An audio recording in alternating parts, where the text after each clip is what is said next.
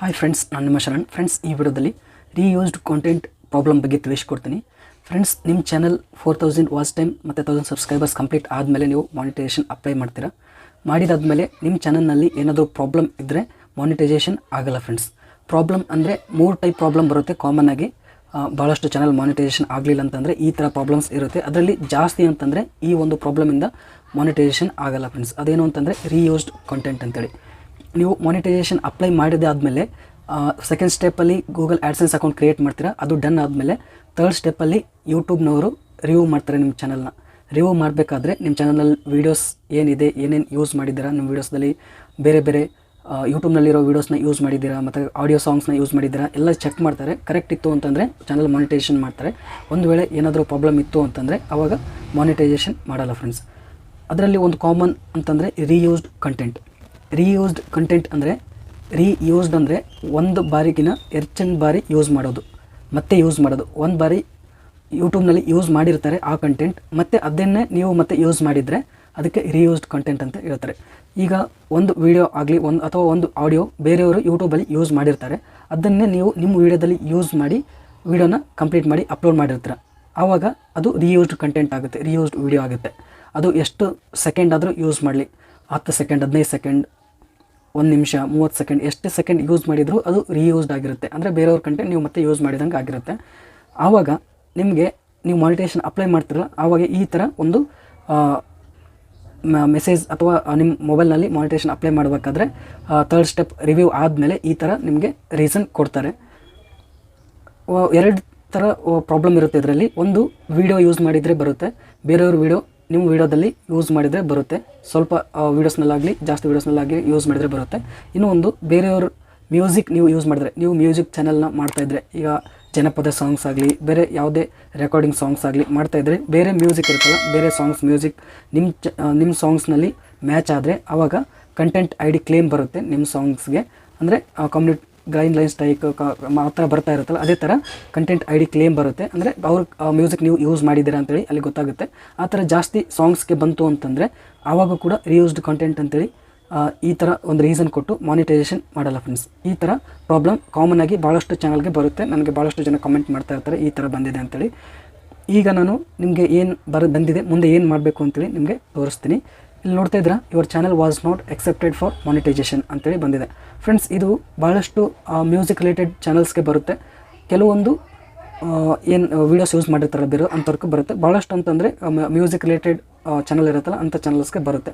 ಯಾಕೆಂದರೆ music same ಬರುತ್ತೆ, ಅದರಲ್ಲಿ ಏನು ಡಾಟಾ ಇರುತ್ತೆ ಇದರಲ್ಲಿ ಸೇಮ್ ಕಾಪಿ ಆಗುತ್ತೆ. ಹಾಗಾಗಿ 2 ಮ್ಯಾಚ್ ಆದಮೇಲೆ ಈ ಥರ ಪ್ರಾಬ್ಲಮ್ ಬರುತ್ತೆ. ಫ್ರೆಂಡ್ಸ್, ಇಲ್ಲಿ ನೋಡೋಣ ಏನೇನು ಹೇಳಿದ್ದಾರೆ ಅಂತೇಳಿ. Your channel was not accepted for monetization ಅಂತೇಳಿ ಬಂದಿದೆ. ಅಂದರೆ ಮಾನಿಟೈಸೇಷನ್ಗೆ ಎಕ್ಸೆಪ್ಟ್ ಆಗಿಲ್ಲ ನಿಮ್ಮ ಚಾನಲ್, ಏನೋ ಪ್ರಾಬ್ಲಮ್ ಇದೆ ಅಂತೇಳಿ ಹೇಳ್ತಿದ್ದಾರೆ. ಏನಾಗಿದೆ ಅಂತೇಳಿ ಇಲ್ಲಿ ವಾಟ್ ಹ್ಯಾಪೆಂಡ್ ಅಂತೇಳಿ ಇಲ್ಲಿ ಹೇಳ್ತಿದ್ದಾರೆ. After reviewing your channel we found that is does not follow YouTube monetization policies ಅಂತೇಳಿ ಹೇಳಿದ್ದಾರೆ. ಯೂಟ್ಯೂಬ್ ಮಾನಿಟೈಸೇಷನ್ ಪಾಲಿಸೀಸ್ ಏನಿರುತ್ತಲ್ಲ ಅದು ಫಾಲೋ ಮಾಡಿಲ್ಲ. ಅಂದರೆ ಯೂಟ್ಯೂಬ್ ಮಾನಿಟೈಸೇಷನ್ ಪಾಲಿಸಿನಲ್ಲಿ ಏನಿದೆ ಅಂತಂದರೆ ನಿಮ್ಮ ಓನ್ ಕಂಟೆಂಟ್ನ ಅಪ್ಲೋಡ್ ಮಾಡಿ ಬೇರೆಯವ್ರ ಕಂಟೆಂಟ್ನ ಯೂಸ್ ಮಾಡಬೇಡಿ, ಮ್ಯೂಸಿಕ್ ಆಗಲಿ ವಿಡಿಯೋ ಆಗಲಿ ಏನು ಯೂಸ್ ಮಾಡಬೇಡಿ ಅಂತೇಳಿ ಅವರು ಹೇಳಿದ್ದಾರೆ. ಆದರೆ ನೀವು ಯೂಸ್ ಮಾಡಿರ್ತೀರ ಅಥವಾ ನೀವು ನಿಮ್ಮ ಪಾಡಿಗೆ ನೀವು ಮ್ಯೂಸಿಕ್ನ ಕ್ರಿಯೇಟ್ ಮಾಡಿರ್ತೀರ, ಅದರಲ್ಲಿ ಮ್ಯಾಚ್ ಆಗಿರುತ್ತೆ, ಆವಾಗ ಕೂಡ ಪ್ರಾಬ್ಲಮ್ ಆಗುತ್ತೆ, ಅದು ಯೂಸ್ ಮಾಡಿದಂಗೆ ಆಗುತ್ತೆ. ಈ ಥರ ಆಗಿರುತ್ತೆ. ಮತ್ತು our reviewers found that your channel contents the following. ಅಂದರೆ ಅವರು ರಿವ್ಯೂ ಮಾಡಬೇಕಾದ್ರೆ, ಯೂಟ್ಯೂಬ್ನವರು ರಿವ್ಯೂ ಮಾಡಬೇಕಾದ್ರೆ ರೀಯೂಸ್ಡ್ ಕಂಟೆಂಟ್ ಸಿಕ್ಕಿದೆ, ಅವ್ರಿಗೆ ರೀಯೂಸ್ಡ್ ಕಂಟೆಂಟ್ ಇದೆ ನಿಮ್ಮ ಚಾನಲಲ್ಲಿ ಅಂತ ಅವರು ಹೇಳ್ತಾ ಇದ್ದಾರೆ. ಮತ್ತು ನೆಕ್ಸ್ಟ್ ಏನು ಮಾಡ್ಬೋದು ನೀವು ಅಂತೇಳಿ ಇಲ್ಲಿ ಅವರೇ ಹೇಳಿದ್ದಾರೆ. What should you do next, ಏನು ಮಾಡಬೇಕು ನೆಕ್ಸ್ಟ್ ಅಂತಂದರೆ, ನಿಮ್ಮ ಚಾನಲ್ನಲ್ಲಿ ಏನಾದರೂ ಪ್ರಾಬ್ಲಮ್ ಇರಲಿಲ್ಲ, ಅವರು ರಿವ್ಯೂ ಮಾಡಬೇಕಾದ್ರೆ ಅವರೇ ತಪ್ಪು ಮಾಡಿದರು ಅಂತಂದರೆ ನೀವು ಅಪೀಲ್ ಮಾಡ್ಬೋದು. ಫ್ರೆಂಡ್ಸ್, ನಮ್ಮ ಚಾನಲ್ನಲ್ಲಿ ಏನೂ ಪ್ರಾಬ್ಲಮ್ ಇಲ್ಲ, ನೀವು ತಪ್ಪಾಗಿ ರಿವ್ಯೂ ಮಾಡಿದ್ದೀರಾ, ಮತ್ತೊಂದು ಸರಿ ರಿವ್ಯೂ ಮಾಡಿ ಅಂಥೇಳಿ ನೀವು ಅಪೀಲ್ ಮಾಡ್ಬೋದು. ಆದರೆ ಅಪೀಲ್ ಮಾಡೋಕ್ಕಿಂತ ಮುಂಚೆ ನೀವು ಏನಾದರೂ ಡಿಲೀಟ್ ಮಾಡಿದರೆ, ನಿಮ್ಮ ಚಾನಲ್ ವೀಡಿಯೋಸ್ನ ಡಿಲೀಟ್ ಮಾಡಿ, ಅದರಲ್ಲಿ ಏನಾದರೂ ಪ್ರಾಬ್ಲಮ್ ಇತ್ತು ಅಂತಂದರೆ ಅಂಥ ವೀಡಿಯೋಸ್ನ ಡಿಲೀಟ್ ಮಾಡಿ ನೀವು ಅಪೀಲ್ ಮಾಡಿದರೆ ನಿಮ್ಮ ಚಾನಲ್ ಸಸ್ಪೆಂಡ್ ಆಗುತ್ತೆ. ಫ್ರೆಂಡ್ಸ್, ಇಲ್ಲಿ ನೋಡ್ತಿದ್ರೆ ಸಸ್ಪೆಂಡೆಡ್ ಫ್ರಮ್ ಮಾನಿಟೈಸೇಷನ್ ಅಂತೇಳಿ ಬಂದಿದೆ. ನೀವು ಡಿಲೀಟ್ ಮಾಡ್ದೇ ನೀವು ಅಪೀಲ್ ಮಾಡ್ಬೋದು. ಆದರೆ ಡಿಲೀಟ್ ಮಾಡಿ ನಾವು ಕರೆಕ್ಟ್ ಇದ್ದೀವಿ ಅಂತೇಳಿ ತೋರಿಸ್ಕೊಂಡು ನೀವು ಮತ್ತೆ ಅಪೀಲ್ ಮಾಡಿದರೆ ನಿಮ್ಮ ಚಾನಲ್ ಮಾನಿಟೈಸೇಷನ್ ಆಗಲ್ಲ, ಮತ್ತು ಸಸ್ಪೆಂಡ್ ಆಗಿಬಿಡುತ್ತೆ.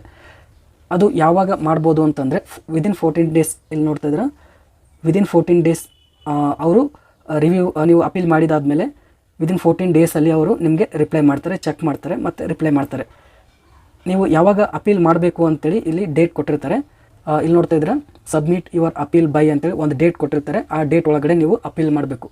ಅಪೀಲ್ ಮಾಡಿದರೆ ಏನು ಪ್ರಾಬ್ಲಮ್ ಇರಲಿಲ್ಲ, ನೀವು ಕರೆಕ್ಟ್ ಇದ್ದೀರಾ ಅಂತಂದರೆ ನಿಮ್ಮ ಚಾನಲ್ ಮಾನಿಟೈಸೇಷನ್ ಮಾಡ್ತಾರೆ. ಅಥವಾ ನಿಮ್ಮ ಚಾನಲ್ನಲ್ಲಿ ಪ್ರಾಬ್ಲಮ್ ಇತ್ತು, ನೀವು ಬೇರೆಯವ್ರ ಕಂಟೆಂಟ್ ಯೂಸ್ ಮಾಡಿದ್ರಿ, ಬೇರೆಯವ್ರ ಮ್ಯೂಸಿಕ್ ಯೂಸ್ ಮಾಡಿದ್ರಿ, ಬೇರೆಯವ್ರ ವಿಡಿಯೋ ಯೂಸ್ ಮಾಡಿದಿರಿ ಅಂತಂದರೆ ನೆಕ್ಸ್ಟ್ ಏನು ಮಾಡ್ಬೋದು ಅಂತೇಳಿ ಇಲ್ಲಿ ಸೆಕೆಂಡ್ ಆಪ್ಷನಲ್ಲಿ ಕೊಟ್ಟಿದ್ದಾರೆ. Edit your channel and reapply ಅಂತೇಳಿ ಕೊಟ್ಟಿದ್ದಾರೆ. ಅಂದರೆ ನಿಮ್ಮ ಚಾನಲ್ನ ಎಡಿಟ್ ಮಾಡಬೇಕು. ಅಂದರೆ ವೀಡಿಯೋಸ್ನಲ್ಲಿ ನೀವು ಮ್ಯೂಸಿಕ್ ಯೂಸ್ ಮಾಡಿದರೆ ಅಥವಾ ವಿಡಿಯೋ ಯೂಸ್ ಮಾಡಿದರೆ ಅದನ್ನು ಡಿಲೀಟ್ ಮಾಡ್ಬೋದು, ವೀಡಿಯೋಸ್ನ ಡಿಲೀಟ್ ಮಾಡ್ಬೋದು. ಅಥವಾ ಮ್ಯೂಸಿಕ್ ಯೂಸ್ ಮಾಡಿದರೆ ಮ್ಯೂಸಿಕ್ನ ಮ್ಯೂಟ್ ಮಾಡ್ಬೋದು. ಮ್ಯೂಟ್ ಮಾಡಿ ಮತ್ತು ನೀವು ಆ ವಿಡಿಯೋನ ಅಪ್ಲೋಡ್ ಮಾಡಿ, ಅಂದರೆ ಅದು ಸೇವ್ ಮಾಡಿದರೆ ಅಪ್ಲೋಡ್ ಆಗುತ್ತೆ. ಆವಾಗ ನೀವು ರೀಅಪ್ಲೈ ಮಾಡ್ಬೋದು. ರೀಅಪ್ಲೈ ಮಾಡಿದರೆ ಮತ್ತೆ ಏನೂ ಪ್ರಾಬ್ಲಮ್ ಇರಲಿಲ್ಲ ಅಂತಂದರೆ ಆವಾಗ ನಿಮ್ಮ ಚಾನಲ್ ಮಾನಿಟೈಸೇಷನ್ ಮಾಡ್ತಾರೆ. ಈಸಿ ಮೆಥಡ್ ಏನು ಅಂತಂದರೆ ನಿಮ್ಮ ಚಾನಲ್ನಲ್ಲಿ ಮ್ಯೂಸಿಕ್ ಯೂಸ್ ಮಾಡಿದ್ರೆ ಆಗಲಿ, ಬೇರೆಯವ್ರು ಮ್ಯೂಸಿಕ್ ಯೂಸ್ ಮಾಡ್ತಾರೆ ಅದು, ಅಥವಾ ಬೇರೆಯವ್ರು ವೀಡಿಯೋ ಯೂಸ್ ಮಾಡಿದ್ದು ಅಂಥ ವೀಡಿಯೋಸ್ನ ನೀವು ಡಿಲೀಟ್ ಮಾಡಿ ಮತ್ತು ನೀವು ಅಪ್ಲೈ ಮಾಡಬೇಕು ಫ್ರೆಂಡ್ಸ್. ಅಪ್ಲೈ ಮಾಡಿದರೆ ಏನೂ ಪ್ರಾಬ್ಲಮ್ ಇರಲಿಲ್ಲ ಅಂತಂದರೆ ಚಾನಲ್ ಮಾನಿಟೈಸೇಷನ್ ಮಾಡ್ತಾರೆ. ಕೆಳಗಡೆ ಎಲಿಜಿಬಿಲಿಟಿ ಕ್ರೈಟೇರಿಯಾ ಕೊಟ್ಟಿದ್ದಾರೆ. 1000 ಸಬ್ಸ್ಕ್ರೈಬರ್ಸ್ ಒಳಗಡೆ ನಿಮ್ಮ ಚಾನಲ್ ಎಷ್ಟು ಸಬ್ಸ್ಕ್ರೈಬರ್ಸ್ ಆಗಿದ್ದಾರೆ ಅಂತೇಳಿ ಕೊಟ್ಟಿದ್ದಾರೆ. ಮತ್ತು ಪಬ್ಲಿಕ್ ವಾಚ್ ಟೈಮ್ 4000 ವಾಚ್ ಟೈಮಲ್ಲಿ ನಿಮ್ದು ಎಷ್ಟಾಗಿದೆ ಅಂತೇಳಿ ಕೊಟ್ಟಿರ್ತಾರೆ. ಮತ್ತು ಟೂ ಸ್ಟೆಪ್ ವೆರಿಫಿಕೇಷನ್ ಆನ್ ಆಗಿದೆ ಅಲ್ಲ ಅಂತೇಳಿ ಇಲ್ಲಿ ಕೊಟ್ಟಿರ್ತಾರೆ. ಇದೆಲ್ಲ ಇರುತ್ತೆ. ಇಷ್ಟಿದೆ ಫ್ರೆಂಡ್ಸ್. ನೀವು ನಿಮ್ಮ ಚಾನಲ್ನಲ್ಲಿ ಈ ಥರ ರೀಯೂಸ್ಡ್ ಕಂಟೆಂಟ್ ಬಂತು ಅಂತಂದರೆ ನೀವು ವೀಡಿಯೋಸ್ನ ಡಿಲೀಟ್ ಮಾಡಿ. ಯಾವ ವೀಡಿಯೋಸ್ನಲ್ಲಿ ನೀವು ಮ್ಯೂಸಿಕ್ ಯೂಸ್ ಮಾಡಿರ್ತೀರ, ಬೇರೆಯವ್ರದ್ದು ವೀಡಿಯೋ ಯೂಸ್ ಮಾಡಿರ್ತೀರ ಅಂಥ ವೀಡಿಯೋಸ್ನ ಡಿಲೀಟ್ ಮಾಡಿ ನಿಮ್ಮದು ಓನ್ ಕಂಟೆಂಟ್ನ ಮತ್ತೆ ಅಪ್ಲೋಡ್ ಮಾಡಿ. ಮತ್ತು ಆ ಡೇಟ್ ಕೊಟ್ಟಿರ್ತಾರಲ್ಲ ಆ ಡೇಟ್ಗೆ ರಿವ್ಯೂ ಅಪ್ಲೈ ಮಾಡಿ ನಿಮ್ಮ ಚಾನಲ್ ಮಾನಿಟೈಸೇಷನ್ ಆಗುತ್ತೆ. ಫ್ರೆಂಡ್ಸ್, ಈ ವಿಡಿಯೋ ಇಷ್ಟ ಆದರೆ ಪ್ಲೀಸ್ ಲೈಕ್ ಮಾಡಿ. ನನ್ನ ಚಾನಲ್ಗೆ ಇನ್ನೂ ಸಬ್ಸ್ಕ್ರೈಬ್ ಮಾಡಿಲ್ಲ ಅಂದರೆ ಪ್ಲೀಸ್ ಸಬ್ಸ್ಕ್ರೈಬ್ ಮಾಡ್ಕೊಳ್ಳಿ. ಇದೇ ರೀತಿ ಯೂಟ್ಯೂಬ್ ರಿಲೇಟೆಡ್ ವೀಡಿಯೋಸ್ ಅಪ್ಲೋಡ್ ಮಾಡ್ತಾ ಇರ್ತೀನಿ ನನ್ನ ಚಾನಲಲ್ಲಿ. Thank you friends, thank you very much.